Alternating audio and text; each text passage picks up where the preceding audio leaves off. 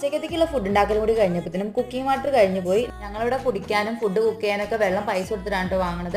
Tap water, നമ്മളെ പൈപ്പത്തെ വെള്ളം use ചെയ്യലില്ല. Pipe വെള്ളം അങ്ങനെ കുടിക്കാനും ഫുഡ് കുക്ക് ചെയ്യാനും അത്ര നല്ലതല്ലെന്നാണ് പറയുന്നത്. അതിനകത്ത് കുളിച്ചിട്ട് തന്നെ മനുഷ്യനുള്ള മുടിയൊക്കെ കൊഴിഞ്ഞു പോവാണ്. ഇനിയിപ്പോൾ നമ്മൾ ഈ പൈസ കൊടുത്ത് വാങ്ങുന്ന വെള്ളം തന്നെ എത്രത്തോളം നല്ലതാണെന്ന് ദൈവത്തിനറിയാം.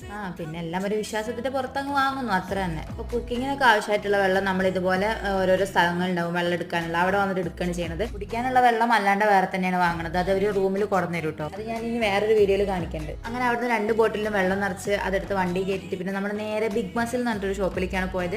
ജിമ്മിന് പോകണം നമ്മളെ ചേട്ടന് പ്രോട്ടീൻ പൗഡർ വേണമെന്നൊരാഗ്രഹം, അങ്ങനെ അത് നോക്കാൻ വേണ്ടി പോയതാണ്. പക്ഷെ വാങ്ങിച്ചില്ല. എനിക്ക് പ്രോട്ടീൻ പൗഡർ യൂസ് ചെയ്യുന്നതിനെ കൊണ്ട് വലിയ താല്പര്യമില്ല കേട്ടോ.